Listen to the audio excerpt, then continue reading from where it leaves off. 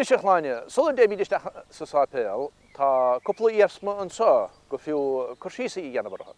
Mar hangpla tá cloch óim anspéisiúil an sá, agus deirtar go paidir son anama bhailid inmhid atá scíteir, agus sé an scíomh óm an bansa an sampla is túisce do ghailín atá gainn. Tógadh na clochas a síarsna ís na lutha na críostíochta, agus deirtar go bhfuil ein séú chuid do cloch óim na tíide sa dúthaigh se. Nis chláine, neidir éine canathe go bhfuil Paul sa bhara, ach déad an béalad is linn.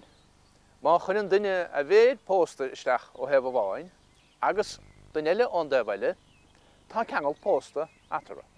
Neidir thugus féin ara é seo chláine, ach nuair tháinig muid a trasna an falla, tá cloch fíor spéisiúil eile an seo, agus sí seo an cloch gréine atá deara go halínta, agus deir siad go dóisiad ís an thaobh leis an glochsa, ach ní lis a gin puin má jaulaid. Lena míad ar aigh mar sin a chláine.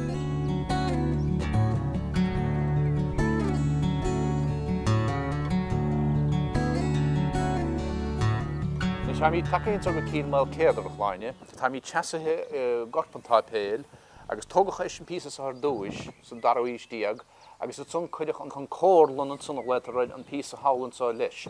Agus má thug tú féin ara, os ciún an duiris an sa híos, tá túmpáin, agus tá ceann any bhí ann.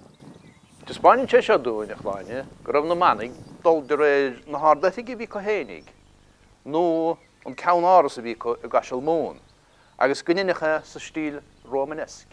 A chomá lei sin chmeadar le tradiisiún tógáil na háite se chomá leis an písa ó láid thuas ar bar an na binsa agus an cross an de bhile.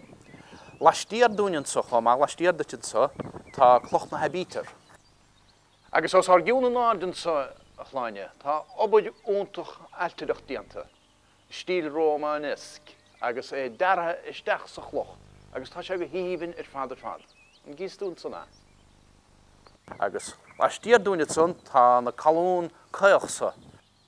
Tá sé san I dampel nó Sáipéal chormach I gaisiil mún chomá.